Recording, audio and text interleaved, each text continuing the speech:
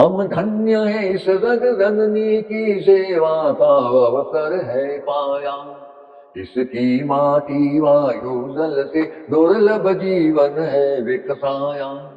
या पुष्प इसी के चरणों में, या पुष्प इसी के चरणों में, माँ प्राणों से भी प्यारी है। मन मस्त फकीरी धारी है, मन मस्त फकीरी धारी है, मन मस्त फकीरी धारी है। अब ये कही धुन जय जय भारत। मैं दूर से देखता हूँ तो आपके, मैंने एक बार तस्वीर देखी, मिलना पहली बार हुआ है कि गुरुजी माधवराज गोलवलकर जी, उनके जैसी आपकी मतलब शक्ल थोड़ी सी दिखाई देती है। तो क्या आपको लोग बोलते हैं ऐसा?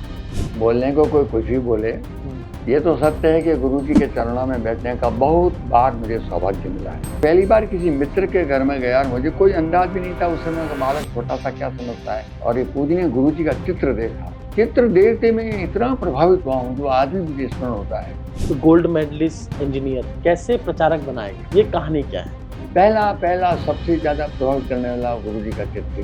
शाखाओं का दृश्य बहुत जबरदस्त होता है। पहली शाखा में मैं 3 महीने दृश्य देखने के लिए शाखा पर जाता था। तो कैसे अंदर आते हैं कि अभी कूदो और आ जाओ अंदर आ गए।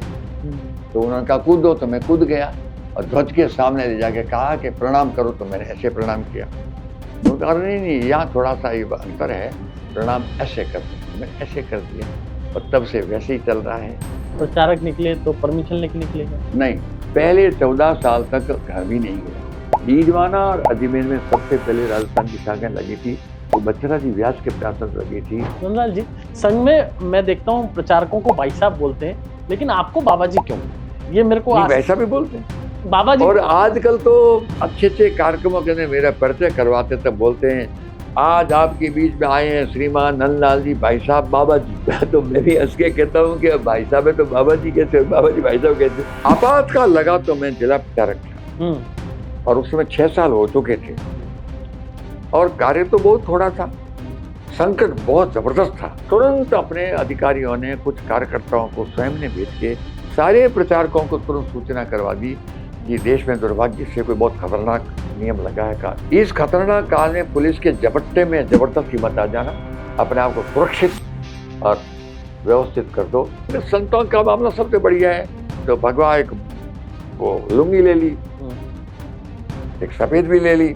जैन उपासना में भी पहली बार उन्होंने चला करके कहा कि हमको भी समझ में आ रहा है कि ये संकट खतरनाक है और धर्म पर हमारे संकट है। इस वक्त संकट हो तो आप उपासना में आ जाना, पुलिस का बाप भी नहीं आता। उस जिले में जैसा बिल्कुल शहरों में माहौल था, एक बिल्कुल एकदम इस्लामिक स्टाइल की लुंगी भी रखी। आपका क्या नाम था उसमें? तो मेरा नाम उस समय से बाबा जी शुरू हुआ है। ये आपातकालीन अंडरग्राउंड का वो निक नेम है। अंडरग्राउंड कुछ इलाका बाड़मेर के आसपास का सामाजिक समरसता की दिशा में महत्वपूर्ण है। संघ ने किस तरह से काम किया है, पहले क्या स्थितियां थी, उसको थोड़ा सा। तो शहर से कोई बालक बोलता था वो मेघवाल मौला है, वहाँ से कोई नहीं आता और हम भी नहीं जाते। वो हरिजनों का है, वहाँ तो वो तो हरिजनों का है, वहाँ कौन जाए, हम भी नहीं जाते, उन्हें वो आते हैं। तब बहुत मुस्कुरा के अधिकारी बोलते थे कि सभी अपने हैं, हर एक अपना है, और शब्द बोलते थे सर्वस्पर्शी, सर्वव्यापी। सर्वव्यापी। हमारे कम से कम 3 करोड़ से ज्यादा बंधु, अच्छी प्रतिभाएं, पुरुष हो का स्त्री हो, भारतीय मूल के विश्व के विभिन्न देशों में हैं और विभिन्न देशों में उनको पूछ लो, लगातार भारत का सम्मान बढ़ रहा है कि घटता है? उत्तर आएगा कि बढ़ रहा है। तो निश्चित बढ़ेगा और बढ़ाएंगे। और उस संत ने पिताजी को कहा, तुम भूल गया है, मैंने उस समय कहा था, तभी ये 11वीं पढ़ता था केवल, इनका ये लड़का तो अच्छा निकलेगा, बहुत अच्छा काम करेगा, लेकिन तेरे काम नहीं आएगा, ऐसा कहा था कहीं का। नमस्कार, राष्ट्रीय स्वयंसेवक संघ यानी आरएसएस के शताब्दी वर्ष की खास सीरीज में आप सभी का स्वागत है, अभिनंदन है। हम अलग अलग विभिन्न स्वयंसेवकों के साक्षात्कार कर रहे हैं कि एक सामाजिक संगठन जिसने 100 वर्ष की यात्रा को पूरा किया है, ऐसे ही हम स्वयंसेवकों से आपको रूबरू करा रहे हैं, उनसे बातचीत करवा रहे हैं, उनके अनुभव, किस तरह से इतना बड़ा विशाल संगठन कैसे खड़ा हुआ, उनके क्या अनुभव है। ऐसे ही एक स्वयंसेवक हमारे साथ हैं और राष्ट्रीय स्वयंसेवक संघ के वरिष्ठ प्रचारक हैं नंदलाल बाबा। बाबा के नाम से फेमस है। नंदलाल जी, बहुत बहुत स्वागत है आपका, अभिनंदन है। बाबा तो बाबा ही हैं, जहां देखो बाबा की चर्चा। मैं मेवाड़ में जाता हूं तो आपकी चर्चा होती है, पूर्वी राजस्थान में आता हूं तो आपकी चर्चा होती है, जयपुर में गुलाबी शहर में आता हूं तो आपकी चर्चा होती है, आपके गीतों की चर्चा होती है। मैं दूर से देखता हूं तो आपके, मैंने एक बार तस्वीर देखी, मिलना पहली बार हुआ है, तो मुझे लगा कि गुरुजी स्वयं जो द्वितीय सरसंघ चालक जी थे, माधवराज गोलवरकर जी, उनके जैसी आपकी मतलब शक्ल थोड़ी सी दिखाई देती है। तो क्या आपको लोग बोलते हैं ऐसा? बोलने को कोई कुछ भी बोले, ये तो सत्य है कि गुरुजी के चरणों में बैठने का बहुत बार मुझे सौभाग्य मिला है। निकटतम बैठने का भी बहुत सौभाग्य मिला है। और संघ जानने के पहले ही जब मैं 8वीं 9वीं पढ़ता था, तो पहली बार किसी मित्र के घर में गया और मुझे कोई अंदाज भी नहीं था उस समय का बालक छोटा सा क्या समझता है, और ये पूजनीय गुरुजी का चित्र देखा। चित्र देखते मैं इतना प्रभावित हुआ हूँ जो आज भी मुझे स्मरण होता है। बार बार पूछता रहा और उसी में से संघ की शाखा, संघ की धारा की बातें चली। और 8वीं 9वीं से मैं प्रारंभ हुआ। 4 गणों की शाखा चलती थी। बाड़मेर से मेरा जन्म है, तो बाड़मेर की ये प्रारंभ दिन है। 9वीं 10वीं 11वीं तक वहीं था, तब तक बराबर। लेकिन गुरुजी का वो चेहरा और चित्र मेरे से दिमाग में निकला नहीं कभी। और उसके बाद जोधपुर में जैसे मैं कॉलेज में आया, तो योग की बात है कि मेरे पहली इंटरव्यू होते ही पहली बैच में पहला मित्र मिला। उसने योग से पूछा, भाई आपका एडमिशन हुआ है, आप कहाँ से हो? मैंने कहा मैं बाड़मेर से। मैं जोधपुर का ही हूँ। और बात बात में तुरंत पूजनीय गुरुजी का नाम स्मरण हुआ। तो मैंने कहा गुरुजी, तो मैंने फोटो देखा, वही गुरुजी? क्या वही गुरुजी? और उसके बाद योग से कॉलेज के दिनों में जुड़ा, और उसके बाद बहुत अच्छी तरह से जुड़ता रहा।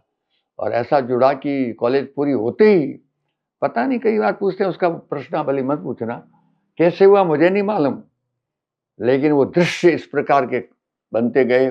बीच में अनेक बार फिर से गुरुजी के दर्शन हुए। शिक्षा वर्गों में गुरुजी के निकट बैठने का अवसर मिले। और जैसे ही 69 मैंने कॉलेज पूरी की, अपने आप हिलोर आया और गुरुजी के चरणों में जाके खड़ा हो गया। और तब से प्रचारक के रूप के अंदर संघ का दायित्व जो पूरी तरह से अपनी सारी शक्ति लगाते उनको कहते हैं, वो चला है और आज तक भी चल रहा है।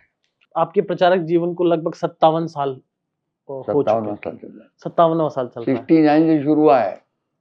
शायद याद है तो मेरे को 69 पहला दिन था घोषित होके मैं अपने कार्य क्षेत्र, उस समय का जिला नागौर, आजकल वो 2 जिलों में हो गया है, उसके दायित्व के रूप के अंदर मुझे वहां भेजा गया। और मैं लाल जी, थोड़ा सा व्यक्तिगत सवालों पे चलते हैं। थोड़ा सा, आप गोल्ड मेडलिस्ट इंजीनियर कैसे प्रचारक बनाए, ये कहानी क्या है? कहानी का ऐसा कुछ नहीं है। ऐसा क्या था कि पढ़ा लिखा कुछ नहीं जवान, था। पर संघ से क्यों जुड़े, कैसे जुड़े, कौन प्रेरणा? तो मैंने बता ही दिया ना। पहला सबसे ज्यादा प्रभावित करने वाला गुरुजी का चित्र ही था। चित्र था या स्वयं मिले थे आप उनसे? सबसे पहले चित्र, 3 साल बाद प्रत्यक्ष उनको दर्शन किए। शाखाओं का दृश्य बहुत जबरदस्त होता था। पहली शाखा में मैं 3 महीने दृश्य देखने के लिए शाखा पर जाता था। और 3-3 4-4 गणों की बहुत ही उत्साहवर्धक मंडलियां वहां, मैं समझ में नहीं आता था, लेकिन बहुत आनंद आता था। और टूटी दीवार पर बैठा रहता था। 3 महीने बाद मेरे कुछ मित्र ने भी, कुछ और लोगों ने कहा कि रोज रोज आते हो, क्या चक्कर? मैंने कहा मुझे बहुत देखने का आनंद आता है। फिर मैंने पूछा ये क्या है, स्कूल कॉलेज क्या है? तो क्या ये एक संस्कार की नई गंगा है। तो कैसे अंदर आते हैं? कि अभी कूदो और आ जाओ अंदर आ गए। तो उन्होंने कहा कूदो, तो मैं कूद गया और ध्वज के सामने ले जाके कहा कि प्रणाम करो। तो मैंने ऐसे प्रणाम किया। तो उन्होंने कहा नहीं, यहाँ थोड़ा सा ये अंतर है, प्रणाम ऐसे करते हैं। तो मैंने ऐसे कर दिया और तब से वैसे ही चल रहा है। उतार चढ़ाव कैसे रहते हैं। अच्छा गुरु जी, जब आप गोल्ड मेडलिस्ट थे, इतने, जो मैंने रिसर्च किया आपके बारे में कि आप इतने संपन्न परिवार से बाड़मेर के, और गोल्ड मेडलिस्ट लड़का जब प्रचारक निकलता है तो परिवार में कुछ दिक्कतें भी होगी, डांट भी खाई होगी, क्या क्या समस्याएं हुई, खुल के बताओ आज। खुल के तो क्या दिखाना। कई बार अनेक बातें तुरंत समझ में नहीं आती है। जैसे अब आप पूछ रहे हो तो मैं बताऊं कि उससे भी पहले जब मैं 5वीं में पढ़ता था, तब न संघ का टच था न कोई और सामाजिक जीवन का। 5वीं कक्षा में क्या टच होता है। मैं एक बार अकस्मात सवेरे सवेरे छोटी सी स्लिप घर में लिख के रखी और टिकट लेकर के सीधा दिल्ली के लिए गाड़ी में बैठ गया। थोड़ी देर बाद में उन दिनों रेलें बहुत होती थी, इसलिए घंटों लगते थे बाड़मेर से जोधपुर आने में भी। पीछे घर में एकदम चिंता लगी और दमादम हुआ है, क्या चक्कर है, क्या चक्कर है, कहाँ चला गया। तो उनको लगा कुछ तो कहीं गाड़ी में गया है। योग से पता नहीं कैसे लगा। बाकी कोई उन दिनों को ऐसे साधन भी नहीं थे इतने ज्यादा। लेकिन पिताजी स्टेशन में गए, कुछ वहां पूछ की, तो स्टेशन मास्टर उनका मित्र, उनका क्या चक्कर, तो क्या बालक छोटा सा, आज पता नहीं सुना कि गाड़ी में किसी ने कहा देखा हमने चढ़ते हुए। वैसे रोज जाता था, कहीं नहीं है, स्कूल जाता है, मंदिर में जाता है, घर जाता है। तो उस समय का जो टिकट देने वाला था उसको बुलाया स्टेशन मास्टर ने। उसने कहा सवेरे जितने कोई दिल्ली के टिकट कटे हैं क्या, कहाँ गए, हरिद्वार के टिकट कटे हैं क्या। तो उनका दिल्ली का एक बालक का था। मैंने उसको कहा तुम अकेला ही है क्या। मैंने कहा हाँ मैं अकेला ही हूँ, मैं तो अकेला ही हूँ, ऐसा बोला। तो मैं को समझा नहीं और मैंने उतावल में टिकट दे दी उसको। तो स्टेशन मास्टर को इन्होंने कहा कि वो बालक राजधानी से गया है, क्या चक्कर है, समझ में नहीं आया, घर में सब शांति है, कोई किंतु नहीं है। तो उन्होंने तुरंत स्टेशन पर फोन किया कि डिब्बा में ढूंढो कहीं कोई एक भाई इस नाम का बालक है, सीधा सामान्य सी टेस्ट होगी और वो क्या प्रेम से पूछो क्या बात है, बात करो, फिर रोकना, हर हालत में एक बार रोक देना जहां भी मिले। स्टेशन मास्टर सब जगह एक्टिव हो गए और समझड़ी आते आते तब तक 5-6 घंटे वहां तक लग गए थे। वो सारे स्टेशन पे गाड़ी रुकवाई और कर्मचारी अंदर आए और आवाज लगाई जोर से, अरे इसके अंदर कोई बालक है क्या, नंदलाल जोशी। तो मैं सहज रूप से था, मैंने खटखड़ा हो गया, मैंने मैं ही हूँ। कहाँ जा रहे हो। मैंने दिल्ली। दिल्ली क्यों। मैंने हरिद्वार जाना है। क्यों जाना है। मैंने बहुत से गाड़ी में कह दिया, मैंने कहा संत बनना है।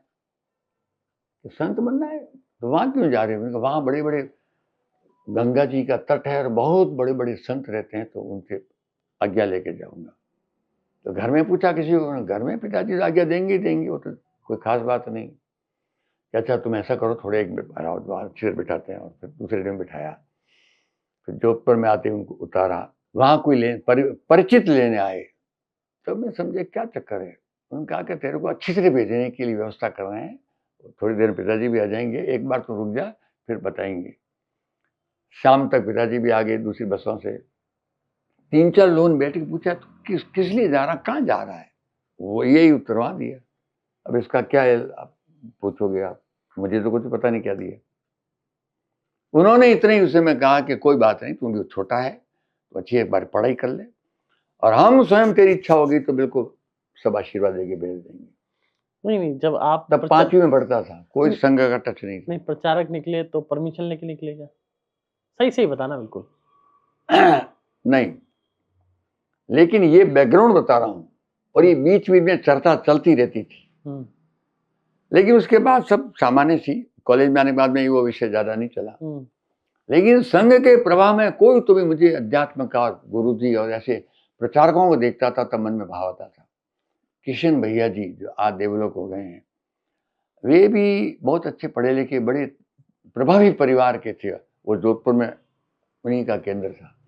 उनको हम देखते थे तो मन में बहुत आता था कि ये सब जीवन में इधर लगे। तब सरल सी बिल्कुल भाषा में उनका कि अपना मोक्ष एक विषय है, सारे देश का सारे संसार का भी कुछ कल्याण होना चाहिए। एक नई विधि से संघ चला है और उसी लिए व्यक्ति निर्माण की शाखा चली है।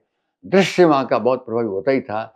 उसी में से क्या होता गया, होते होते होते ही अपने आप ही एक दिन हो गया। किसी ने कुछ नहीं, मुझे ये भी नहीं कहा किसी ने तुम प्रचारक बन। घर में मैंने जरूर स्लिप भेज करके आज्ञा ली और मुझे नीचे लिखा, मुझे विश्वास है कि आपका पहले भी आशीर्वाद था, मुझे अच्छे पद पे जाने देंगे, मैं जा रहा हूँ। मैंने सुना है आपके गांव में भी बड़ा लोगों का वो था। वो कुछ स्वाभाविक है, कई लोग नहीं समझते। विरोध भी था है, कुछ लोगों का विरोध है उनका कि क्या हो गया। चक्कर ये हुआ कि पढ़ाई में इतना ही था कि आप शब्द इसका उपयोग करो बार बार, गोल्ड मेडलिस्ट में नहीं हूँ, मतलब आज तक गोल्ड मेडल तो क्या सर्टिफिकेट भी नहीं लाया हूँ मैं। उसको उस दिन के बाद में सीधा उधर ही चला गया हूँ। वो सारे कागजात बाद में सरकार ने या यूनिवर्सिटी ने बाई पोस्ट घर पे भेजे हैं, अच्छा। जो भी थे वो। लेकिन पढ़ाई में ठीक है, वो भी बाई दी वे, मैं तो कोई ऐसी सीरियसली तो पढ़ा भी नहीं हूँ, लेकिन नंबर आए होंगे तो वहाँ पर वो क्लास सीनियर बोलते थे, वहाँ के टॉपर बोलते थे, ऐसे शब्द चलते थे। और मेरे कॉलेज पास होने के पहले पहले, रिजल्ट आने के पहले पहले, कॉलेज में भी वो आई कॉपी और घर पे भी गई। कंपनीज के द्वारा बिल्कुल आए थे कि मिस्टर नंदलाल जोशी, आपको हमने अपॉइंट कर लिया है, आपको अपनी शर्तों पर तुरंत ज्वाइन करना है, ऐसे करके आने लग गए थे। और ये महीनों तक चला है, लगातार आते रहे। इसीलिए परिवार में, घर में उस समय थोड़ी सी परेशानी भी हम चल रही थी परिवार हमारे, तो इसीलिए सबको लगा कि अगर जाना भी है तो परिवार में या मोहल्ले में भी? नहीं, मोहल्ले में कुछ नहीं। मैंने सुना आसपास वाले भी नाराज थे आपके? नाराज वो ऐसे स्वाभाविक, क्या हो गया, ऐसा कैसा हो गया, इधर तो अपॉइंटमेंट आ रहा है, अपने आप अपॉइंटमेंट आ रहा है, विदाउट इंटरव्यू अपॉइंटमेंट आ रहा है, आ चुके थे वो, और ये जान ही रहा है क्या चक्कर है। और संघ ऐसा कोई उस समय इतना प्रतिष्ठित सब जगह था भी नहीं, आम जन समझ नहीं पाता था कि संघ क्या है, इसलिए उनको विचित्र लगा। इसलिए कई महीनों बाद पिताजी ने कहा कि तेरे को अगर बिल्कुल ईश्वर की लाइन पकड़नी है तो हमको कोई तकलीफ नहीं है, संत बनना है तो भी तकलीफ नहीं है, तो घोषणा कर विधिवत रूप से, मैं और तेरी माँ दोनों बिल्कुल तिलक लगा के तेरो किसी आश्रम भेज देंगे। न तो ये आश्रम है, न ये क्या, हमको तो समझ में नहीं आ रहा है। और फिर उनको भी ध्यान में आया कि संघ की ये नवीन विधि से चलने वाली धारा मूलतः ये राजनीति में नहीं है, ये मूलतः सर्वांग परिवर्तन की धार्मिक अधिष्ठान की धारा है, और इनके मुख्य है श्री गुरु जी। तो पिताजी को संतों के प्रति बहुत श्रद्धा थी, इसीलिए उस समय बाड़मेर से नागपुर कितना दूर है केंद्र का पता करके समय लेकर के नागपुर गुरुजी से मिलने गए। ये कब गए प्रचारक बनने के? आपके प्रचारक बनने के जस्ट कुछ महीने बाद। अच्छा। वहां गए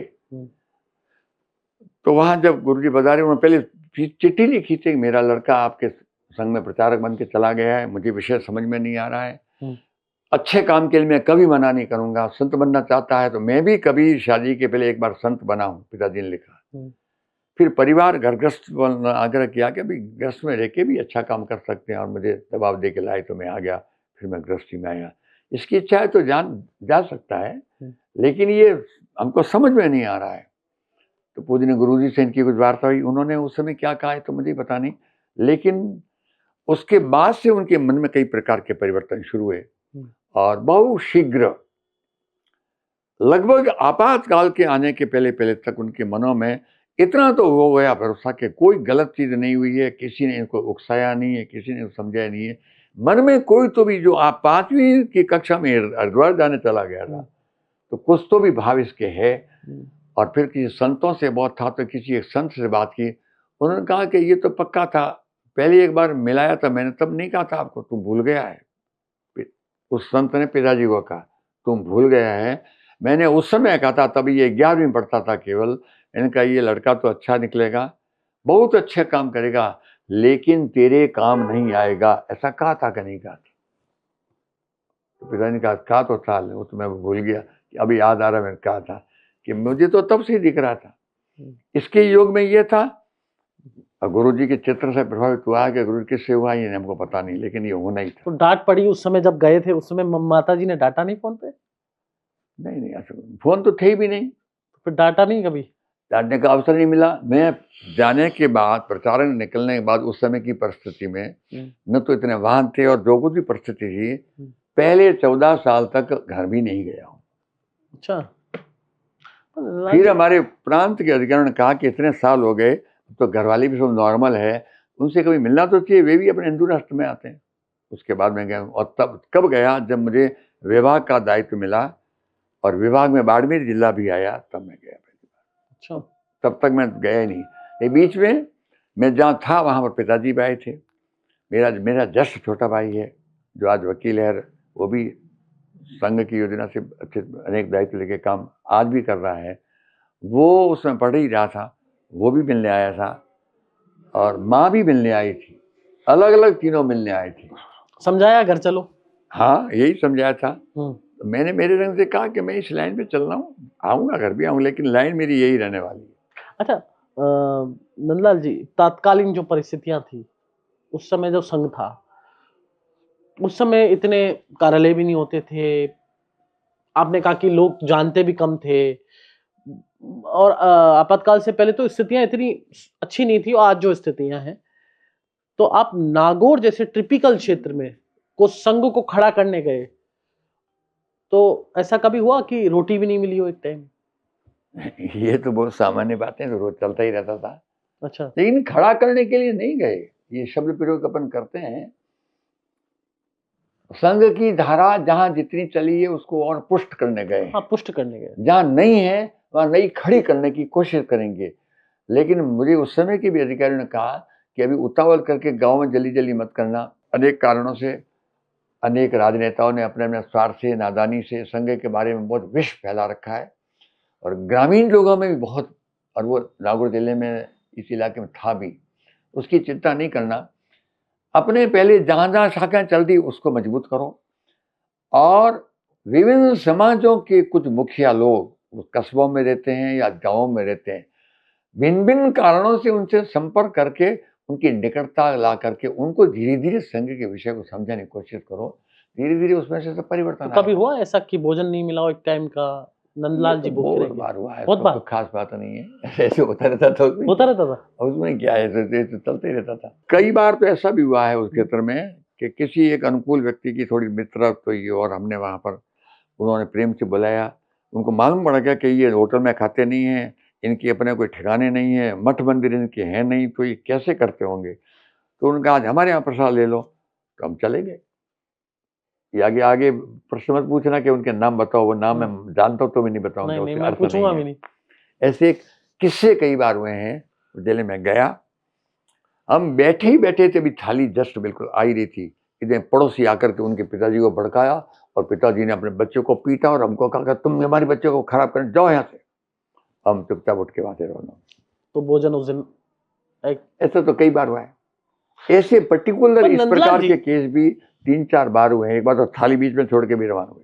तो नंदलाल जी, कभी आप कब आपकी पीड़ा मन में ऐसा नहीं सोचा आपने कि इतने संपन्न परिवार से यहाँ रोटी भी नहीं मिल रही, राष्ट्रभक्ति की इस समर में आप चल रहे थे, आंधी तूफान, बिना भोजन, तो कभी मन में ये नहीं लगा, डर सा नहीं लगा कि क्या क्या होगा आगे, क्या होगा? लगा होता तो आज यहाँ ऐसी प्रसन्नता से कैसे बैठे होते। और मैंने इशारा इसीलिए किया, मैंने आमतौर किसी को कहता नहीं हूँ, कि 5वीं के अंदर मैं हरिद्वार में संत बनने के लिए जा रहा था, तो उसमें क्या समझ के जा रहा था, आप ही समझ के बता दो। 5वीं का कक्षा कितना भी बुद्धिमान है तो क्या हो गया, लोगों से घर में वातावरण तो धार्मिक की तरह आमतौर पे पूछते रहते थे, चलते रहते थे, तो इतना ध्यान था कि हरिद्वार ये प्रभु का द्वार है, वहाँ सबसे पवित्र गंगा बहती है, अनेक संत बड़ी बड़ी विभूतियां उसी गुफाओं में रहती है। इतना सा ध्यान था और उठ के रवाना ही हो गए। तो कई बातें दृश्य दृश्य पता नहीं, पूर्व जन्म की बातें भी कई प्रकार की होती होगी।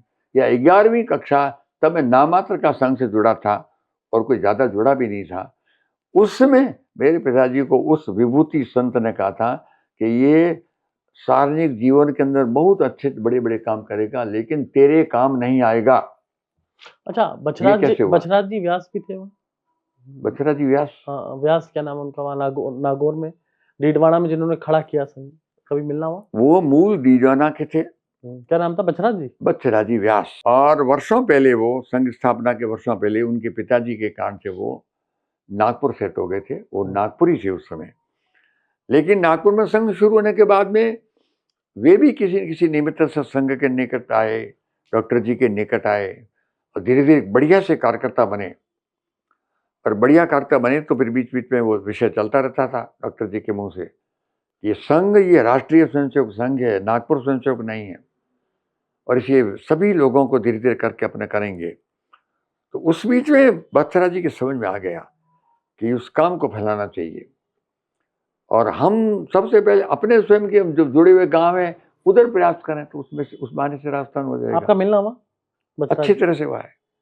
मैं जब प्रचारक बन करके गया, उसके पहले भी उनको कहीं नागपुर में देखा था, लेकिन प्रचारक बनने के बाद में जब डीडवाना गया, उन दोनों वो जीवित थे। और साल में 2 साल में एक आध बार अपने पैतृक स्थान पर, कोई काम धंधे की बात नहीं थी, एक मन में पवित्र भाव थे कि भी वंश परंपरा जहाँ है वो भी हमारे अपने लोग हैं, कुछ अपने वहाँ धार्मिक स्थान होते हैं, इत्यादि कारणों से वो आते रहते थे। और उनके साथ घंटों तक एक बार मैं नया नया प्रचार निकला ही था और वे पधारे थे डीडवाना। और क्योंकि 1940 में डॉक्टर जी चले गए तो उनको बहुत पीड़ा हुई कि इतनी बड़ी विभूति चली गई, और उनके सामने बात चलती थी कि अपने अपने गांवों में, अपने अपने प्रांतों में संघ शुरू होना चाहिए, और मैं अभी तक शुरू नहीं कर पाया। और इसलिए उस समय वो ग्रस्त हो चुके थे, सामान्य परिवार के थे, लेकिन डॉक्टर जी के सामने एक प्रकार का उनके मन का संकल्प था। और जब डॉक्टर जी चले गए तो उनको बहुत पीड़ा हुई। अपने घर में कहा कि वो चले गए हैं डॉक्टर जी, लेकिन मैं जो संकल्प लिया है उसके लिए मैं 2-3 साल के लिए गृहस्थी होते हुए भी एक बार डीडवाना राजस्थान जाऊंगा और संघ के इस पवित्र राष्ट्रीय पौधे को वहाँ खड़ा करने की कोशिश करूंगा। परिवार वालों को एक बार दिक्कत आई होगी, लेकिन उनका कि सब झेलना पड़ेगा अपने को, और वो व्यवस्था करके स्वयं आए हैं। डीडवाना और अजमेर में सबसे पहले राजस्थान की शाखाएं लगी थी, वो बच्चरा जी व्यास के प्रयास से लगी थी। और तीसरा लगभग माहौल बना था बीकानेर में, क्योंकि बीकानेर में उनका ससुराल था, तो ससुराल के बहाने जा रहे थे, डीडवाना अपने गांव के बहाने आते थे, ऐसे करके करते थे। और बाद में भी विभिन्न कारणों से आते रहे, और मैं जब प्रचारक बना तो पधारे थे, और 2-3 बार तो बहुत आराम से मिले ही। मैं 69 में पहुंच गया हूँ, और ये तो 73 के आसपास शायद गए, तो कई बार मिलना हुआ है। और डीडवाना में क्योंकि छोटा सा तो कस्बा था, उनको भी ज़्यादा काम नहीं होते थे, और हम भी वहाँ रहते थे, तो घंटों पर बैठ के हुई है गपशप, और वो उनका गद्य पद्य साथ साथ चलता था। वो बोलते बोलते गाते थे, गाते गाते बोलते थे। वो व्यक्तित्व इतना प्रभावी लगा हमको कि उन्होंने गीत गाया, कौन सा? दे साधना अमर रहे, और बाद में हमको मालूम पड़ा कि वो उन्होंने गाया, वो उन्होंने ही लिखा था। क्या था? थोड़ी लाइनें बताइए गा के थोड़ी। जीवन पुष्प चढ़ा चरणों पर, मांगे मातृभूमि से यह वर, तेरा वैभव अमर रहे माँ, हम दिन चार रहे न रहे, ध्येय साधना अमर रहे। ये गीत उनका ही लिखा हुआ था और वही गाते थे, और वहीं से हमने सीखा, और मैंने भी बहुत गाया है गीत। कितने गीत आप अब तक लिख चुके हैं? गा चुके कि लिख चुके हैं? लिखे भी हैं आपने, गाए भी हैं। गाते गाते कब लिखना हुआ शुरू मुझे भी नहीं है। लोग कहते हैं कि पहला गीत तेने जो लिखा, और फिर बाद में पोल खुली कि तेने खुद नहीं लिखा था, वो 6ठी कक्षा में था। आदत कैसे पड़ी है? मैं 6ठी कक्षा में था, कुछ समझता ही नहीं था, उस समय पहला गीत लिखा गया है। अच्छा, पहला गीत कौन सा था वो, याद है? वो मारवाड़ी में था, आबे माथे लाली छाई, धरती माथे हरियाली। वहाँ छोटे बच्चों को टिंडू मिंडू भी कहते हैं मारवाड़ी में, सरल भाषा में, तो इसलिए हम तो छोटे टिंडू में नहीं थे। वहाँ उसमें लाइन आई, टिंडूड़ा मिंडूड़ा मिलकर खेले खेत सात, खेले खेल साता ताली, इन धरती री महिमा न्यारी। ऐसे करके कुल मिला के अंतिम रूप से प्राकृतिक जीवन का और मातृभक्ति अपने व्यक्तिगत जीवन से, टाबर जी में बाजरी रोटी थप थप करे घरवाली, टिंडूड़ा मिंडूड़ा मिलने खेले खेल साता ताली। राम की कृपा से, राम की कृपा से सृष्टि चलती है, और राम की कृपा से सृष्टि चलेगी। ये अंतिम होते होते गीत खत्म हुआ था। ऐसा एक सरल सा गीत था। और वो स्कूल में फिर चल गया, तो हमारे हेडमास्टर थे कोई उस समय, जोधा जोधा करके कोई हाई स्कूल में, उन तक गीत गया। उन्होंने मुझे बुला के कहा, कर ये गीत तेने बनाया? मैंने कहा नहीं नहीं, वो तो अपना आप ही निकल गयो। तो उन्होंने वापिस सुना, तो सुनाया, और उन दोनों में ही वो बहुत कला इत्यादि की रुचि बहुत रखते थे। तो उन्होंने उस साल बाड़मेर की धरती पहली बार बड़े बड़े नाटक, प्रभावी प्रेरणा नाटक करवाए थे। कवि सम्मेलन कराया। कवि सम्मेलन में उन्होंने कवियों को कहा कि हमारे स्कूल का एक छोटा सा बच्चा है, अभी अब वो 9वीं में आ गया है, उन्हें 6ठी में पहली कविता लिखी है, तो उसकी कविता इस मंच पर होगी। और उस मंच पर मुझे खड़ा किया। मैं घबरा तो गया, लेकिन वो मंच में पहली बार बोला था। और उसके बाद में फिर संघ में आने के बाद में, बचरा जी जैसी विभूतियों से मिलने के बाद में, वो सहज प्रक्रिया चलती रही, आज भी चलती है। अब इकट्ठे कर रहे हैं इन दिनों, अपने अधिकारी भी कहते हैं बार बार जहाँ जाते हैं कि सारे एक बार कलेक्ट करो ठीक कितने से। हो गए हैं वैसे अराउंड? तो अपने वहाँ कंप्यूटर में आजकल इकट्ठे कर रहे हैं और शायद 600 से के आसपास गीत भजन इत्यादि इत्यादि मिल करके हैं। तो आदत बचपन से ही पड़ गई आपको लिखने की? तो शुरू से ही है, अच्छा। लेकिन संघ में आने के बाद में ये बहुत ज्यादा प्रभावी ढंग से बढ़ती चली गई। अच्छा, हालांकि कॉलेज में भी लिखता था मैं। संघ में तो अभ्यास भी होता है, वर्गों में भी, हाँ होता है, सहज कार्यक्रमों में भी।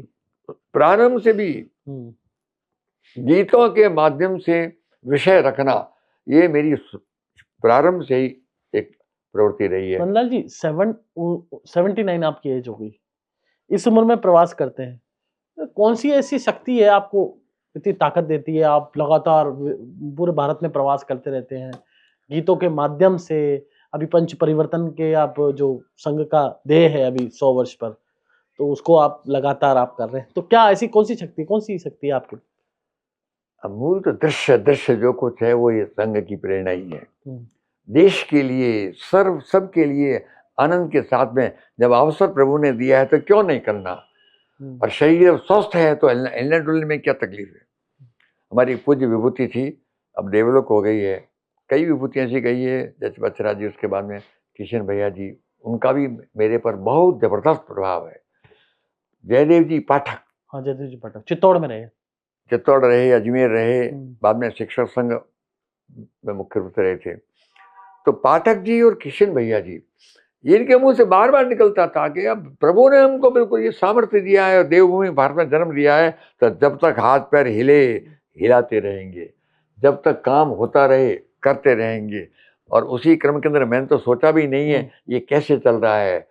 जहाँ जाते हैं स्वयंसेवकों का अति पवित्र प्रेम सब जगह मिलता है।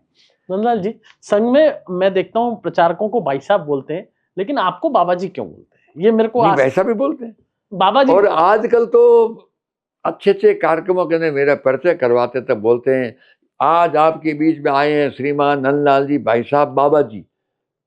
तो मैं भी हंस के कहता हूँ कि भाई साहब है तो बाबा जी कैसे, बाबा जी भाई साहब कहते हैं क्या? वैसे भाई साहब हैं, संघ में तो भाई साहब भी कहते हैं, बड़े पूजनीयों को भाई साहब भी आपको कहते ही हैं। कहते हैं बाबा जी, ये नाम कैसे पड़ा? अनायास ही पड़ा यूं तो, किसी ने कोई पहली बार बोला हो? लेकिन तो भी अगर आप ढूंढते हो, वैसे कोई बहुत सीरियस की बात नहीं है, लेकिन तो भी आपातकाल लगा तो मैं जिला प्रचारक था और उस समय 6 साल हो चुके थे और कार्य तो बहुत थोड़ा था, संकट बहुत जबरदस्त था। तो जैसे ही ये आपातकाल की घोषणा हुई, उन दोनों ये माध्यम नहीं थे, फोन लगते ही नहीं थे और ऐसी सूचना फोन से नहीं होती है। तुरंत अपने अधिकारियों ने कुछ कार्यकर्ताओं को स्वयं ने भेज के सारे प्रचारकों को तुरंत सूचना करवा दी कि देश में दुर्भाग्य से कोई बहुत खतरनाक नियम लगा है, का हो सकता है संकट संघ पर भी आ जाए। आप लोग इस खतरनाक काल में पुलिस के झपट्टे में जबरदस्ती मत आ जाना, अपने आप को सुरक्षित और व्यवस्थित कर दो, अपना वेश बदलना हो तो वेश बदल दो, आपने बदला, अपनी केश विन्यास बदल दो, अपनी ड्रेस बदल दो, लेकिन संघ की सूचना के पहले बिना मतलब कहीं कोई उलझना नहीं। जो परिस्थिति आएगी उसमें से हम मार्ग निकालेंगे और इसीलिए अपने वेश नाम सब कुछ बदल दो। आपने क्या क्या बदला? तो मेरे तो शुरू से ही कोई संतों के पास आना जाना तो हमेशा से परिवार से ही था, वो तो विशेष रूप से भक्ति भाव था ही। तो हमने सबसे पहले शरण भी बिल्कुल मंदिर में ली और मंदिर में लेती बिल्कुल ध्यान में आया कि वेश बदलना है तो थोड़ी दाढ़ी बढ़ा लेते हैं। ऐसी बढ़ा ली थी?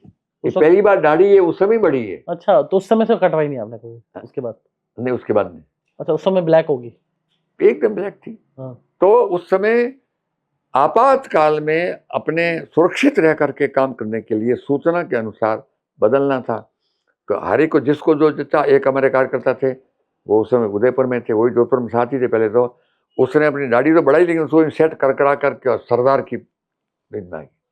तो किसी ने कुछ, किसी ने कुछ, किसी ने आपने कुछ। क्या गुरुजी को सोचा आपने? हाँ, तो मैं गुरुजी का नहीं सोचा, लेकिन मैंने संतों का मामला सबसे बढ़िया है। तो भगवा एक वो लुंगी ले ली, एक सफेद भी ले ली और संतों से मिलने का स्वभाव शुरू से था। उन 6 सालों में अनेक संतों से वहां जितने उनसे राम राम थी। कार्यालय तो बंद हो गए थे सब, तो संतों के पास जाने लग गए। हम्म, तो फिर रामद्वारे में जाते थे, हम्म, रामद्वार भी वहाँ है, अनेक संत हैं। जैन उपासना में भी पहली बार उन्होंने चला करके कहा कि हमको भी समझ में आ रहा है कि ये संकट खतरनाक है और धर्म पर हमारे संकट है। इस वक्त संकट हो तो आप उपासना में आ जाना, पुलिस का बाप भी नहीं आ सकता। तब एक ड्रेस सफेद रखी, एक भगवी रखी। और अब आप पूछ ही रहे तो बता दूं क्या? हाँ बता दो ना। उस अब तो जिले में जैसा बिल्कुल शहरों में माहौल था, एक बिल्कुल एकदम इस्लामिक स्टाइल की लुंगी भी रखी। अच्छा, तो जिस समय जैसी परिस्थिति तीनों का वेश करेंगे, और दाढ़ी कभी उस वैसी सेटिंग, कभी वैसे सेटिंग, तीनों रखे थे। और पूरा कालखंड में इस सब लुंगी और इस सारे परिवेश में सफलतापूर्वक निकला हूं। 3-3 बार पुलिस ने मुझे एकदम पूरी तरह से घेर लिया था। तीनों बार क्या हुआ ये तो ईश्वर जाने, ले तीनों बार मेरे को निकलने का मौका मिला। कैसे भगे भगे? नहीं, वो पता नहीं कैसे हुआ, लेकिन कुल मिला करके मैं पार हो गया हम्म, और उन पकड़ में आया नहीं। मीसा तो पीछे पीछे ही था, और उस समय नाम बोलना नहीं था। आपका क्या नाम था उस समय? तो मेरा नाम उस समय से बाबा जी शुरू हुआ है। ये अच्छा, आपातकालीन अंडरग्राउंड का वो निक नेम है। अंडरग्राउंड। तो जैसे हमारे आपातकाल पत्रकारिता में। समाप्त हुआ तो हम वापिस एक बार घोषणा हुई कि भाई वो विषय खत्म हो गया। उसी वक्त मैंने, मुझे ध्यान है, वो बड़ी हुई दाढ़ी, ये उदयपुर की ओटीसी में हम्म, आपातकाल समाप्त होने के बाद जब लगी थी ओटीसी, हम्म, तो दाढ़ी कटा दी हम्म, और नॉर्मल हो गए। हमारे वो क्या। दिन ये रज्जू भैया जी आज प्रभात पर आए थे। उन्होंने कहा कि सरसंघ चालक जी, उस समय सरकार थे, सरकार वाले। बाद में सरसंघचालक बने थे, उस समय सरकार थे। उन्होंने कहा कि तू थोड़ी देर पहले तो दाढ़ी में आया था और ये दाढ़ी कटा दी। मैंने कहा सूचना दी ना कि अब अपने नॉर्मल वेश में आ जाओ, तो हम नॉर्मल में आ गए। तो उन्होंने मुस्कुरा के कहा कि अंधेरा नॉर्मल ही है, कोई चिंता मत कर, दाढ़ी तो बड़ा, तेरी दाढ़ी बहुत अच्छी दिखती है। और उनके मुंह से निकला है, तेरी दाढ़ी तो गुरुजी से मिलती है, तो दाढ़ी बड़ा, तेरे कोई दिक्कत की बात नहीं है। थोड़ा सा गणवेश की चिंता कर, गणवेश पहननी है बस, बाकी। फिर थोड़ी देर में भी शुरू हो गई और गाड़ी चलती रही। 92 में फिर एक बार प्रतिबंध लगा था, उसमें सूचना आई तुरंत के प्रतिबंध फिर लगा है। वो जब ढांचा गिरा तब एक बार सब अपना वेश बदल दो, नाम बदल दो। तो हमने उस समय फिर दाढ़ी कटाई। 92 में राम मंदिर वाले में, राम मंदिर, उसमें हाँ। पकड़े नहीं गए आप? उसमें तो आप वहां गए, आपके गीत आपने सुना है, मैंने सुना है। गीत भले ही सुनाओ, लेकिन पुलिस में कहीं पकड़ में नहीं आए। तो लेकिन सूचना आई कि अपने वेश बदलो। फिर आपने अपना कौन सा वेश धारण किया? अपने बाबा वेश ही। अच्छा, वापिस उसमें दाढ़ी कटा दी, दूसरे वापिस कुछ दिन दाढ़ी कटा के रखा, फिर वापिस करके बाबा जी नाम ये दोनों अंडरग्राउंड के वक्त में चला है। तो बाद में फिर एक बार तो रुक गया था, फिर वो पता नहीं घोषणा किसी ने नहीं की, वो ऑटोमेटिक ही वापिस चल गया। और प्रांत प्रचारक के वक्त में तो पर्याप्त मात्रा में चल गया। फिर एक बार का फिर प्रचारक प्रमुख बना, उस समय भी खूब चल गया। और वो आज तो इतना चल गया है कि अब तो कोई सूचना पत्रक आता है ना, या निमंत्रण पत्र, उसमें भी टिका देते हैं लोग, बाबा जी। आपका एक गीत है बड़ा फेमस है, प्रकाश माली जी भी गाते हैं, एक बार 2-3 लाइनें उसकी। गीत में प्रकाश माली गाता, वो कई गीत है वैसे तो, और वो कुछ गीत तो बहुत ही पब्लिक ने उसको। हाँ वही वाला एक थोड़ा सा हमारे दर्शक भी सुनेंगे ना। एक गीत तो प्रचारक जीवन या किसी भी साधक जीवन के लिए होता है, वो है। हाँ बताइए। एक अंतरा बोलूंगी, एक लाइन बोलूं? एक अंतरा बोल दो। हम धन्य है इस जग जननी की सेवा का अवसर है पाया, इसकी माटी वायु जल से दुर्लभ जीवन है विकसाया। यह पुष्प इसी के चरणों में, यह पुष्प इसी के चरणों में, माँ प्राणों से भी प्यारी है। मन मस्त फकीरी धारी है, मन मस्त फकीरी धारी है, मन मस्त फकीरी धारी है। अब ये कही धुन, जय जय भारत, जय जय भारत, जय जय भारत, जय जय भारत, जय जय भारत। मन मस्त फकीरी धारी है, अब ये कही धुन, जय जय भारत। और कौन सा आपका इसमें आपको और जब ये शरद तुझे प्रणाम करके देश की सीमा की रक्षा के लिए एक विशेष अभियान चला था। देश भर के युवाओं को विभिन्न बॉर्डर्स पर अनुभव के लिए 3-3 दिन जमीन पर सो करके भी परिस्थिति देख के आना और संकल्प लेके आना, इसके लिए अभियान चला था। देश की रक्षा, सरहद तुझे प्रणाम, उसमें वो भी प्रकाश मालिनी ने खूब गाया है, वो भी चला है और शाखाओं में और देश भर में खूब चला है। वो लाइन थी, देश की रक्षा धर्म हमारा, देश की सेवा कर्म हमारा, गूंज उठेगा जल तल अंबर, जग में गौरव गान, सरहद तुझे प्रणाम, सरहद तुझे प्रणाम, भारत वर्ष महान। ये खूब चला है, आज भी चलता है। अब अनेक बीएसएफ के बंधुओं के पास में भी, अनेक लोगों के पास आपको सबसे अच्छा गीत कौन सा जो आपके, गीत ये तो सब अच्छे ही है, फिर भी आपको पसंद हो, जो आपको मतलब गुनगुनाना अच्छा लगता हो, रात को भी गुनगुना लेते हो? मनमस फकीरी तो है ही है। हाँ। चलता ही रहता है।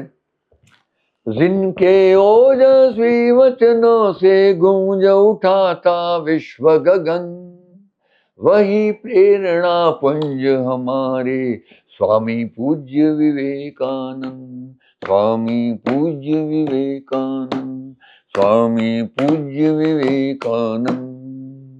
बाबा रामदेव भी एक आपका गीत गाते हैं, वो कौन सा है? बाबा रामदेव कई गाते, मुख्य तो यही गाता, मनमस फकीरी धारी जो मैं बोला था वही गाते हैं। एक और राणा प्रताप वाला गाते हैं। कौन सा राणा प्रताप वाला? यही अस्वार कटे। हाँ। मीठो मीठो बोल भी बहुत चला हाँ, है। मीठो मीठो बोल, हाँ। देश में भी चला है, विदेश में भी चला एक बार है, आप तो 2 लाइन मारवाड़ी, उसकी भी। लेकिन कई जगह चला है, हाँ, इंग्लैंड 2 में भी लाइन चला उसकी है। भी।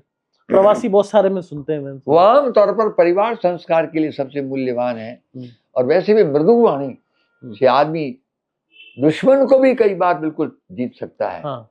और कड़वी बोले तो घर के भाई को भी दुश्मन बना देता है जी, एक बार गुरुजी, ऐसा वो गीत हाँ। है। तोल तोल बोल थारा बोल अनमोल, तोल तोल बोल थारा बोल अनमोल, मीठो मीठो बोल तोल तोल बोल, मीठो मीठो बोल तोल तोल बोल, मिनख समारो पायो पुण्य रतन धन, सतमार्ग पर राख गड़िग मन, मन डरे न करा में क्यों तू भटके, क्यों दुनिया रो सुख थारे मन खटके, राग द्वेष रो विष मत घोर, भाव प्रेम रो उठा ही लोर, मीठो मीठो बोल तोल तोल बोल, मीठो मीठो बोल तोल तोल बोल, मीठो मीठो बोल तोल तोल बोल। गुरुजी, एक सवाल सामाजिक समरसता पे, क्योंकि आप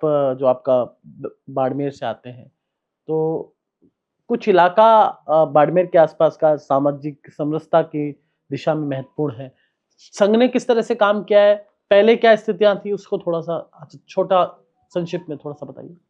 बाड़मेर की बात है, सब जगह ही है। हाँ, सब जगह राजस्थान में सब जगह कई प्रकार के कारणों से जब कालांतर में कई परिस्थितियां निकल जाती है तो कई प्रकार के परिवर्तन होते हैं, शुभ भी होते हैं, अशुभ भी होते हैं। देश आजाद हुआ, शुभ हुआ। देश टूट गया, अशुभ हुआ। हमारा समाज फिर से खड़ा हुआ, शुभ हुआ।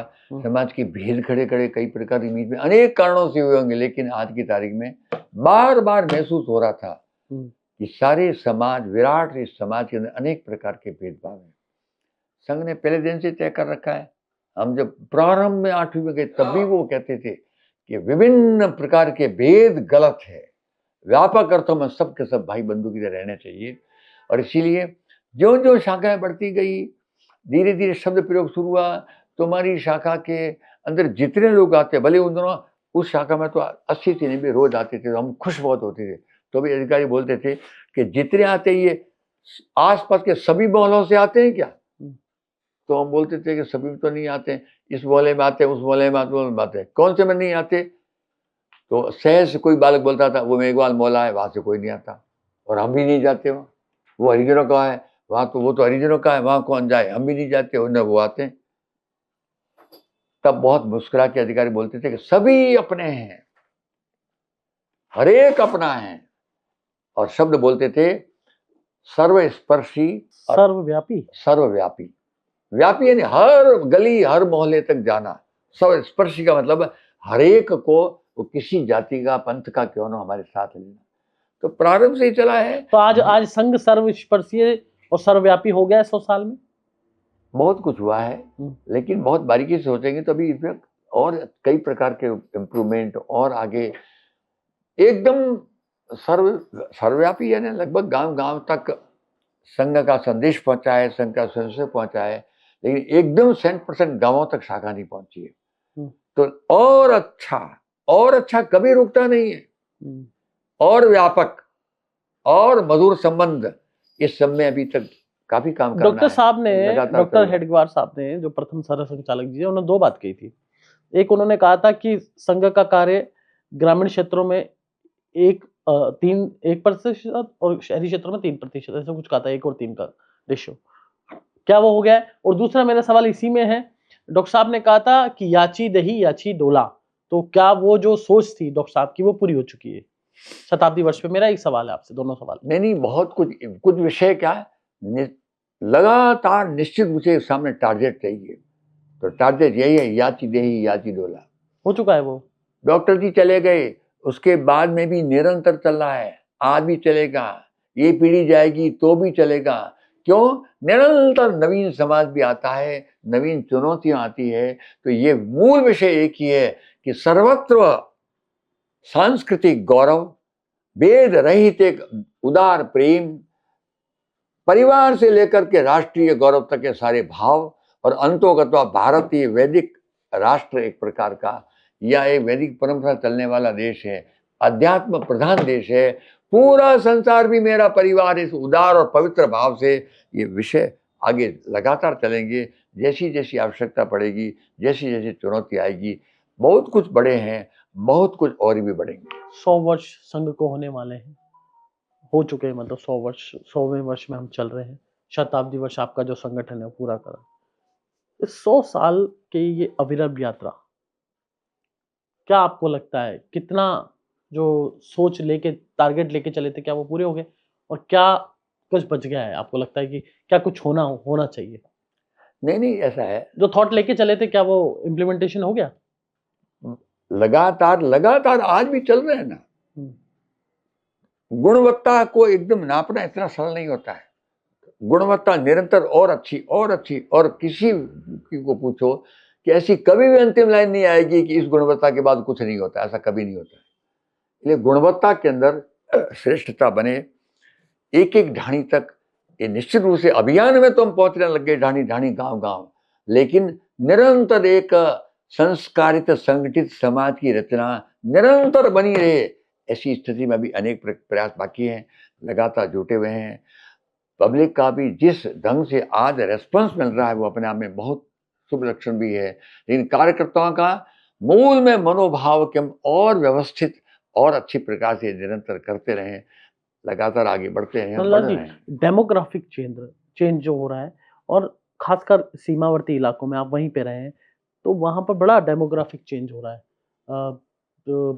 हिंदू समाज की जनसंख्या बनिस्पत अदर समाज कम बढ़ रही है, इसको लेकर आप कितना चिंतित हैं?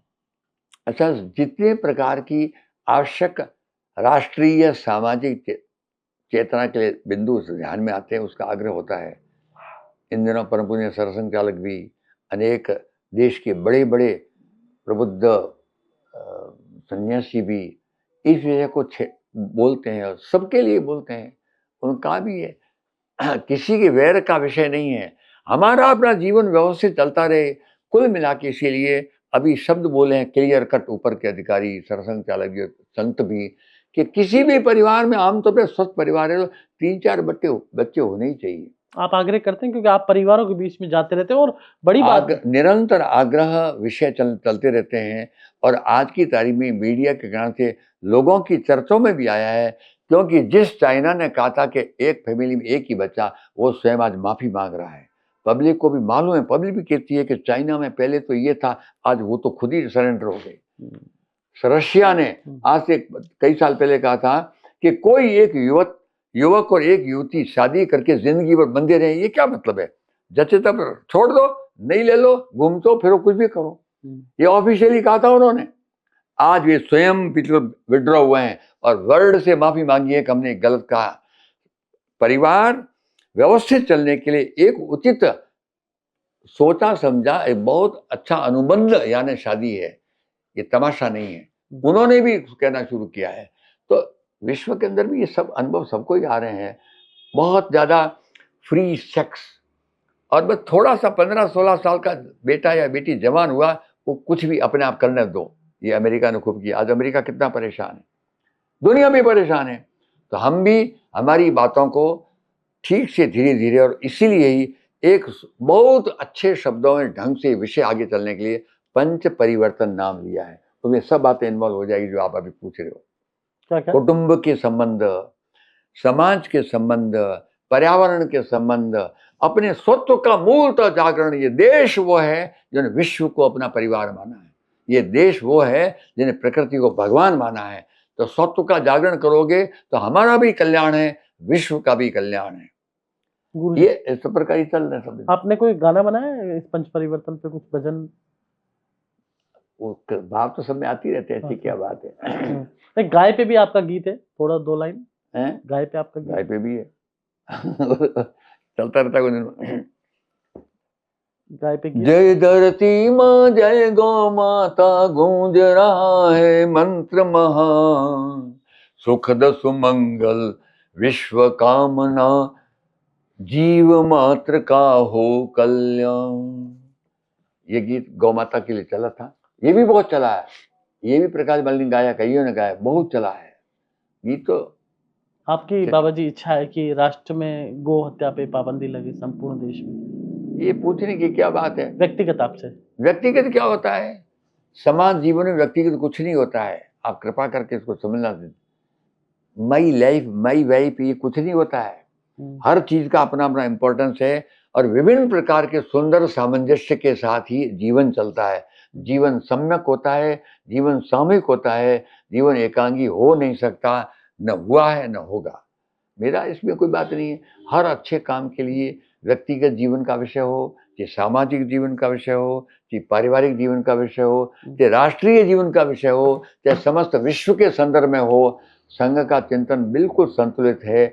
आनंद से सब साथ साथ चलें अपने बोध के साथ, और उसका हम आग्रह करते ही। भगवान श्री राम पे आपने कोई राम मंदिर जब आंदोलन था, कोई गीत गाया हो 2 लाइन और अंत में? आज पूरी परीक्षा लेके छोड़ोगे आप। गीत तो वो तो लहरें रोज आती है, नए नए गीत। राम जी के पर भी खूब गीत हुए हैं। उन दौरान जब संघर्ष चल रहे थे तो चला था, राम जन्मभूमि को करे प्रणाम भारती, राम जन्मभूमि को करे प्रणाम भारती, कोटि कोटि कंठनाद आरती उतारती। कहीं वैर की बात नहीं थी, लेकिन मूलतः मंदिर बने इस प्रकार भाव था। आज मंदिर बन गया, आपको कैसा लग रहा है? आपको आज मंदिर बना, जब पूजन हो रहा था तो मैं जहां बैठा था एकदम अंदर अपने आप गीत निकला, और वो गीत भी आप खूब चल रहा है, जबरदस्त। वो गीत था, अवधपुरी में फिर से मंदिर, जय जय जय श्री राम। अवधपुरी में फिर से मंदिर, जय जय जय श्री राम। सारी जगती में मंगल हो तब तक नहीं विराम, जय जय जय श्री राम। धर्म ध्वजा जग में फहरी है, सब पापों का होगा अंत, देव कृपा से दिव्य धरा ने पाई अद्भुत शक्ति अनंत। कण कण में भगवान विराजी, कण कण में भगवान विराजी, रोम रोम में राम। सारी जगती में मंगल हो तब तक नहीं विराम, जय जय जय श्री राम, जय जय जय श्री राम। और ये गीत भी बहुत कलाकारों ने गाया है, खूब चला है, अभी भी चल रहा है। नंदलाल जी, अंतिम सवाल, आप किन किन जिम्मेदारियों संघ की किन किन जिम्मेदारियों पर है? मतलब प्रांत प्रचारक तो आपने बताया, उसके अलावा जिला प्रचारक से शुरू में हाँ, वो तो जिला प्रचारक था, स्टार्टिंग में ही था जिला प्रचारक। उसके बाद पहले 9 साल तक रहा, फिर कई वर्ष तक रहा विभाग प्रचारक। एक जोधपुर विभाग में रहा था, दूसरा उदयपुर विभाग में भी रहा था। उसके बाद में प्रांत प्रचारक रहा, उसके बाद में क्षेत्रीय बौद्धिक प्रमुख रहा 2 साल तक। उसके बाद में 10 साल तक लगभग क्षेत्रीय प्रचारक प्रमुख, प्रचारकों के विषय इत्यादि पर विशेष रूप से वो भी दायित्व रहा है।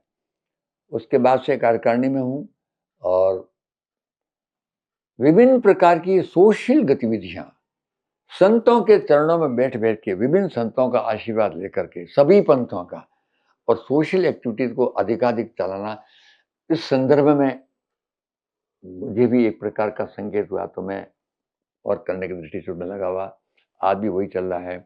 और इन दिनों में विशेष रूप से परिवार के अंदर के संस्कारों के जागरण, समाज की समरसता इत्यादि के लिए देश भर में इस विषय के लिए किसी भी बाहर की संस्था से, किसी भी पूज्य संत के द्वारा, किसी भी कार्यकर्ता के द्वारा अगर निमंत्रण आता है तो जा कर के इस विषय में अपनी ओर से सहयोग करना, और वो लगातार पिछले कुछ वर्षों से बहुत शानदार चल रहा है।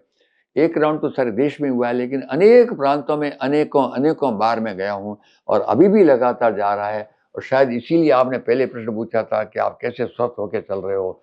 स्वस्थ इसीलिए है कि मस्त रहते हैं, चिंता कुछ करते नहीं हैं, लोग बुलाते हैं वहाँ पर चले जाते हैं और आनंद से वो बुलाते हैं, आनंद से हम लौट आते हैं। अभी भी मैं ठेठ असम और वहाँ जाके आया हूँ, अभी भी। उसके जस्ट पहले मुंबई था। आप युवाओं को क्या संदेश देना चाह रहे हैं और हिंदू समाज को क्या संदेश है आपका? समाज सबके लिए अलग अलग क्या संदेश है। युवा अपने व्यक्तिगत जीवन को ठीक से अगर समझेंगे तो अपने आप उनको समझ में आएगा कि मेरा व्यक्तिगत जीवन आज जो शानदार जवानी आई है, इसमें बहुत बड़ा आशीर्वाद मेरे परिवार है, और मेरे हर स्टेप में परिवार का कल्याण अवश्य चाहिए। माई लाइफ ये होता नहीं है, बिना परिवार के तुम आ भी नहीं सकते थे, यहाँ तक बढ़ भी नहीं सकते थे। लेकिन अपना परिवार भी समाज के अनेक बंधुओं के अनेक सहयोग से आगे चलता है। ये समाज के प्रति भी मेरा दायित्व होता है। सारे समाज एक राष्ट्रीय परियोजना में ठीक से व्यवस्थित चले, इसलिए राष्ट्र जीवन की संकल्पना आई है। तो मेरा व्यक्तित्व राष्ट्रीय दृष्टिकोण से भी अपने कर्तव्य के साथ जुड़ा रहेगा, और अंतोगत्वा सारा विश्व भी कहीं न कहीं अपने आप जुड़ा रहता है। इसलिए मेरा दायित्व वैश्विक भी होगा, मुझे जाना आवश्यक नहीं है कहीं भी। अपने घर में रहते रहते व्यक्ति धर्म, परिवार धर्म, समाज धर्म, राष्ट्र धर्म और वैश्विक धर्म, भारत की धरती पर पहले दिन से ये है। हम अबोध थे तब भी हमने सुपारी की पूजा की, धरती माँ की पूजा की, सूर्य देव को पूजन किया। प्रकृति से जुड़े हुए हैं, उनको याद रखें। यौवन अपना सुरक्षित रखें, हवा में बह करके यौवन को भ्रष्ट न करें, और भिन्न प्रकार के प्रपंच चलते हैं उसके कारण ग्रस्त बर्बाद होता है, वो न हो। ऐसा आनंद के साथ सोच करके आगे चलें। सबके लिए एक ही विषय है, समय अनुसार जो बच्चा होता है वही जवान बनता है, जवान भी वो वृद्ध बनता है। ये सब तो होने ही वाला है, लेकिन हर वक्त अपने चारों धर्म याद रहे, इस नाते से आगे बढ़े। ऐसा ही विनम्र निवेदन है, इसी का चल रहा प्रयास। आपने संघ में महिलाओं को बहुत जोड़ा, लेकिन एक आपके विरोधी नैरेटिव फैलाते हैं संघ विरोधी लोग कि संघ में महिलाएं नहीं है। इस पर आपका क्या कहना है, जबकि आपने तो खुद ने हर चीज का उत्तर देना आवश्यक नहीं होता है। मैं आज की तारीख में अपना ही बता रहा हूं कि इस समय देश भर में घूम रहा हूं, और वहां पर आमतौर पर सायंकाल